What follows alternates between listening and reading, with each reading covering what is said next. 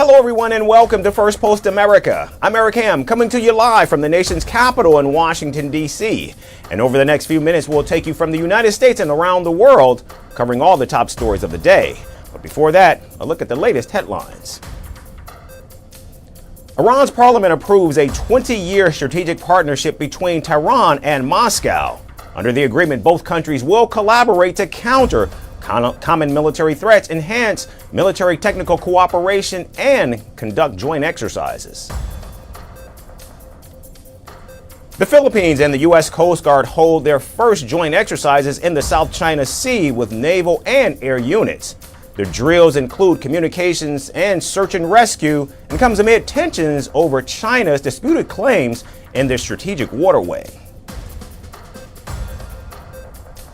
Former Ukrainian politician Andrei Portnov is shot dead under mysterious circumstances outside the American school in an affluent neighborhood in Madrid. Portnov was a senior aide to former President Viktor Yanukovych, who was ousted in 2014. Japan's Foreign Minister Tako Ito resigns after controversial remarks on rice prices. He said he never bought rice himself because his supporters donated enough, sparking public outrage amid soaring rice costs. And hundreds of people rescued in Australia's New South Wales state after torrential rain and flooding swept through the region. Authorities have issued 13 emergency alerts, with rescuers pulling people from floodwaters and rooftops.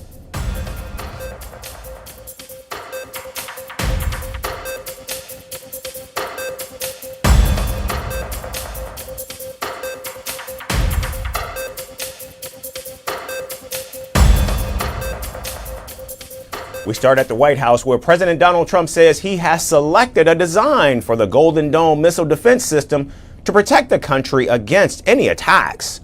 President Trump said the futuristic missile shield should be operational in about 3 years and announced $25 billion in initial funding for the plan, adding that it could eventually cost a total of around $175 billion. In the campaign, I promised the American people that I would build a cutting-edge missile defense shield to protect our homeland from the threat of foreign missile attack. And that's what we're doing. Today, I'm pleased to announce that we have officially selected an architecture for this state-of-the-art system that will deploy next-generation technologies across the land, sea, and space, including space-based sensors and interceptors. This design for the Golden Dome will integrate with our existing defense capabilities and should be fully operational before the end of my term. So we'll have it done in about 3 years. I'm also pleased to report that the One Big Beautiful Bill will include $25 billion for the Golden Dome to help construction get underway. That's the initial sort of a down deposit.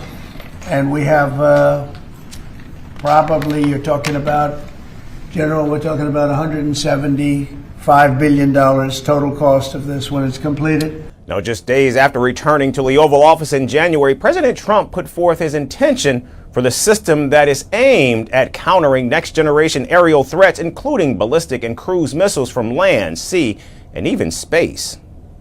Once fully constructed, the Golden Dome will be capable of intercepting missiles even if they are launched from other sides of the world and even if they are launched from space. And we will have the best system ever built. As you know, we helped Israel with theirs, and it was very successful, and now we have technology that's even far advanced from that. The president also announced that U.S. Space Force General Michael Gutlein would lead the program. He added that even Canada wants to be a part of it and that Washington will work with Ottawa on the pricing. This afternoon, I'm also announcing that I will appoint, very importantly, General Gutlein to lead the ambitious new effort as the direct reporting program manager for the Golden Dome. Very talented man, and I'm very honored to have been the one that helped to have really created Space Force. Canada wants to be a part of it, which be, fairly small expansion, but we'll work with them on pricing. We'll be dealing with them on pricing. They know about it very much. They've asked to be a part of it, actually. They've asked us to be a part of it. I think it's something that is great. If you can afford to do it, we can afford to do it.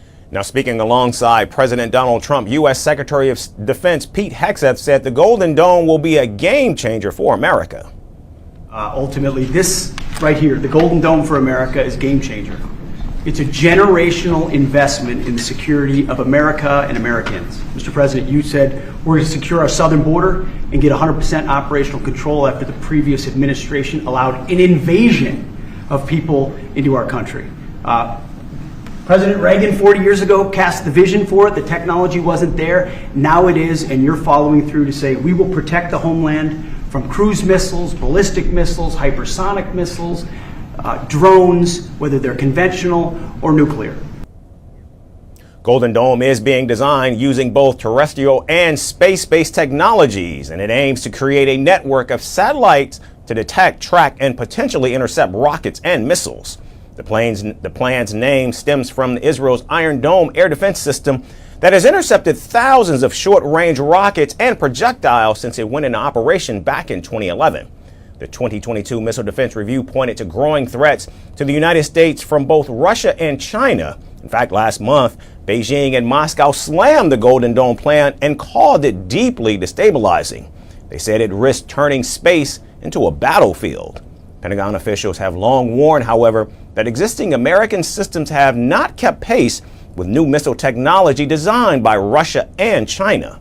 Both these countries also maintain anti-satellite capabilities, and Washington has accused both of deploying offensive space systems that could disable American satellites. However, even Democrats have voiced concern over the procurement process and the involvement of President Trump's buddy Elon Musk, as his company SpaceX has emerged as a frontrunner along with two others to build key components of the system. For now, President Trump has put forth a clear vision for the Golden Dome, but with concerns building both at home and abroad, will this mega defense plan face hiccups? We'll continue to get you all the updates. And from President Trump's missile defense system, we now move to another contentious area, America's refugee policy. In a fiery Senate Foreign Relations Committee hearing, Secretary of State Marco Rubio faced sharp criticism from Democratic senators over the Trump administration's foreign policy decisions. Now, these included issues ranging from refugee admissions and budget cuts to controversial choices in the Middle East, Latin America, and Eastern Europe. Secretary Rubio, making his first committee appearance since being confirmed, stood firm in defending the administration's decisions. In fact, he claimed, quote unquote, America is back, citing nuclear talks with Iran, tentative peace efforts between Russia and Ukraine, and attempts to end the Israel-Hamas conflict as signs of diplomatic progress. But Democratic senators were far from convinced. In fact, the major flashpoint was the administration's decision to suspend most refugee admissions while allowing a group of 59 white Afrikaners from South Africa to enter under a special refugee program. Senator Tim Kaine led the charge, accusing the administration of racial bias. The United States has a right to pick and choose who they allow into the United States. Even based upon the color of somebody's skin? You're the one that's talking about the color of their skin, not me. These You're are people whose refusing to farms were being acknowledge burned down and they them were to be killed because of the even-handed. color of their skin. Senator Chris Van Hollen joined in condemning Rubio for creating a system of global apartheid. He also accused the administration of turning away refugees from war-torn nations in Africa and Asia while fast-tracking those from what he called bogus claims of persecution. And while you turned away from a genocide in Sudan and invented one in South Africa, you teamed up with President Trump to throw the Ukrainian people under the bus and had been played like a fiddle by Vladimir Putin. Of course, Donald Trump not only said he would end the war in Ukraine on day one, he also said he would end the war in Gaza on day one. The tensions only deepened when Van Hollen said he regretted supporting Rubio's confirmation despite their decade-long cooperation in Congress. And I have to tell you directly and personally that I regret voting for you for Secretary of State. I yield back. Well, first of all, your regret for voting for me confirms I'm doing a good job based on what I... Republican support for Rubio, however, was more measured. And while committee chair Senator Jim Risch praised the administration's foreign policy shift and suspending cuts, senior Republicans like Mitch McConnell and Susan Collins warned against slashing foreign aid. On Millennium Challenge, I think that I saw some reporting out there that it was being imploded. My understanding is the way it's being approached is that it's being reformed but not done away with. It was actually created as an alternative to the way we did aid with USAID. And so there's work happening on both of them. So Secretary Rubio also addressed the humanitarian crisis in Gaza, saying the U.S. is pressuring Israel to resume aid shipments without resorting to sanctions. He also confirmed that discussions are ongoing with foreign governments about temporarily hosting displaced Palestinians. Been involved in any discussions related to deporting people from Gaza, Palestinians in Gaza, to Libya? No, there's no deportation. What we have talked to some nations about is if someone voluntarily and willingly says, I want to go somewhere else for some period of time because I'm sick, because my children need to go to school or what have you. On Syria, Rubio warned of an imminent collapse of the interim government if U.S. engagement stalls. He reaffirmed the administration's intent to lift sanctions imposed during the Assad regime to support the new leadership. Good news is that there is a Syrian national identity. It is one of the places in the Middle East where Alawis and Druze and Christians and Sunni and Shia have lived and Kurds have lived alongside each other underneath the banner of a Syrian identity until it was broken by a butcher, Assad, who pitted them against each other. So they face a number of challenges. And as South Africa's President Cyril Ramaphosa meets with President Donald Trump amid the charged backdrop, one question lingers in the air. When foreign policy becomes personal, who gets to knock on America's door and who is left waiting in the dark? And speaking of immigration policy, during a Senate hearing on Tuesday, Democratic Senator Gary Peters revealed that housing migrants at Guantanamo Bay in Cuba cost the government $100,000 per day for each detainee. Peters, the top Democrat on the Senate Homeland Security and Governmental Affairs Committee, raised concerns about what he called wasteful government spending as he questioned Homeland Security Secretary Kristi Noem. The Democratic senator then compared the cost of detaining migrants at Guantanamo Bay with that of standard immigration detention centers in the United States, where the daily expense is approximately $165. We're spending $100,000 a day to keep someone at Guantanamo. We keep them there a while, then we fly them back to the United States, or we could keep them here for $165 a day. I think that's kind of outrageous. Now, Secretary Noem, who was testifying in defense of the administration's budget request, says she was not aware of the exact daily cost of housing migrants at the facility. Meanwhile, a U.S. official speaking on condition of anonymity said that around 70 migrants are currently being held at Guantanamo Bay. The White House has recently asked Congress for a substantial increase in immigration enforcement funding, which is about $44 billion more for the Department of Homeland Security for the fiscal year beginning October 1st of 2025. Now, DHS spokesperson Tricia McLaughlin responded to the concerns in a statement saying, quote, President Trump is committed to keeping Americans safe, end quote. The use of Guantanamo Bay for migrant detention has also attracted legal attention. In March, the American Civil Liberties Union filed a lawsuit to prevent the transfer of 10 migrants to the base. In fact, according to the lawsuit, migrants held there were confined in windowless rooms for up to 23 hours per day, subjected to invasive strip searches, denied communication with their families, and in some cases, even attempted suicide. Republican Senator Rand Paul, who chairs the committee, also questioned the administration's immigration-related spending. He raised concerns about the cost of the new border wall construction, especially given that illegal border crossings have declined since President Trump assumed office. A recent House budget proposal includes $46.5 billion specifically for the border wall. I'm not saying no new money is needed. I think you need more border patrol, and you're going to need more money for that, but I think it should be within reason. So as the debate continues over the scale and cost of immigration enforcement, the government's plans for migrant detention and where those detainees will be held remains a key issue. With the DHS asking for tens of billions more and lawmakers raising sharp questions, the future of Guantanamo Bay's role in immigration policy remains clearly uncertain.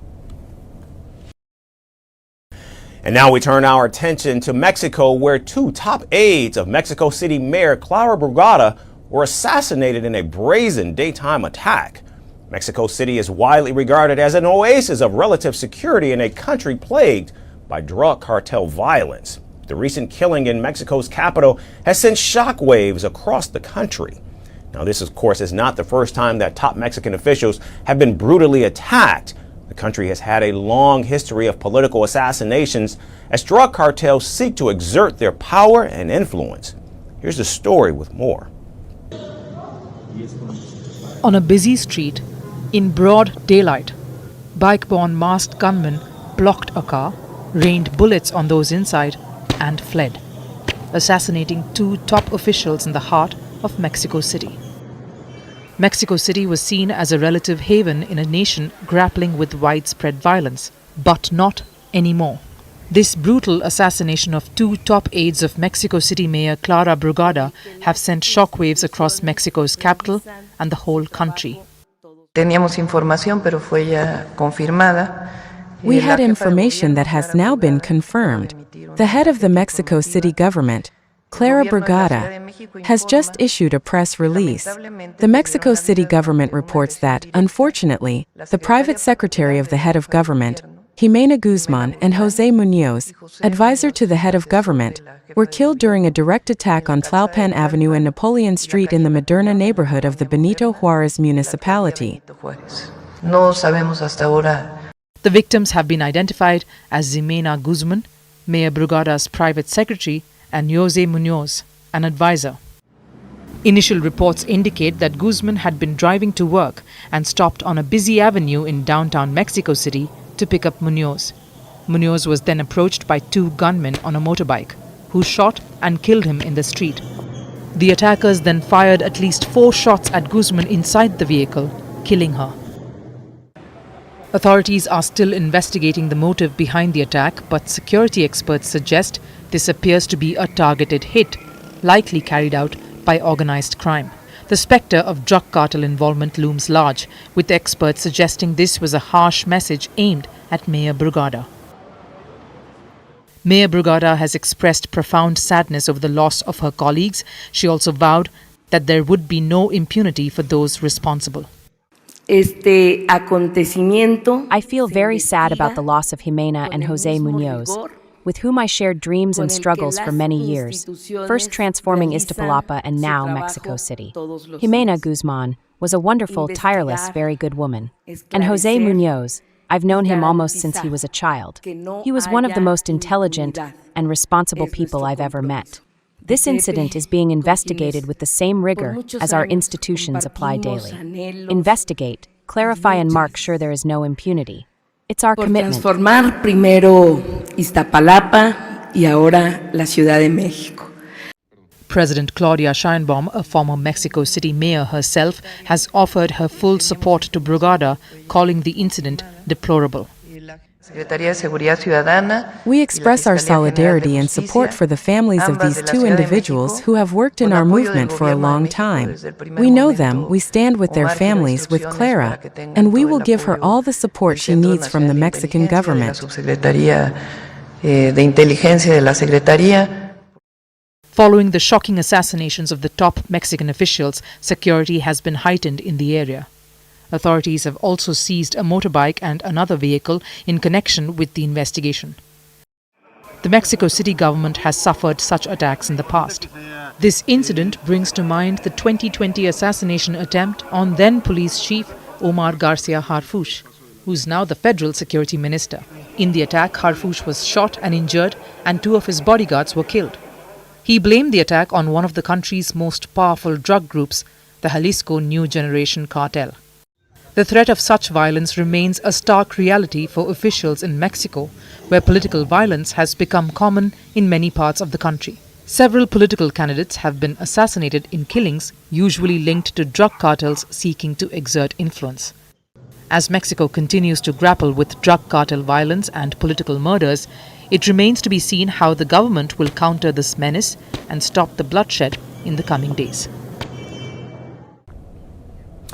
And finally, we end on a bizarre fashion story that's left many Indians doing a double take. A canvas bag that has been a common sight in Indian homes for decades, used for grocery storage. And everything in between is now being sold by a global luxury retailer for nearly $48. The same bag Indians might find stuffed with onions under a kitchen sink is now a high-end souvenir item overseas. So just how did this simple bag get a luxury makeover? Our final report looks at that very question. Step aside, Louis Vuitton. Hold that thought, Chanel. And Birkin, please take a seat. Because a new it bag is having its fashion moment. Only this time, it's not strutting down Paris runways, but tumbling out of Indian kitchen shelves, stuffed with potatoes, onions, and possibly a broken blender. Yes, we're talking about that bag. The humble, homegrown, hand-printed Indian souvenir bag. Now retailing for a jaw-dropping 4,000 Indian rupees or $48 US. Once the unglamorous hero of every grocery run, this canvas utility warrior has suddenly gone global. It's not crocodile leather or limited edition monograms making waves, it's a cream-colored tote that most Indians wouldn't blink twice at. This souvenir bag proudly claims to let you take a piece of India with you wherever you go. But be prepared, as the company claims that the colors bleed, the ink may transfer, and users have also been asked to avoid contact with white or light objects. Still, we get it. It's hand-printed, it's ethnic, it's painfully nostalgic in an urban hip way. And it's got that delightful, slightly unwashed, chaotically charming desi energy that Western brands have started bottling and selling back to us with a 1000% markup. Let's not kid ourselves. In an average Indian home, this bag isn't an accessory. It's a survival tool. A multitasking, overachieving, no-nonsense piece of functional brilliance. Here's a lookbook.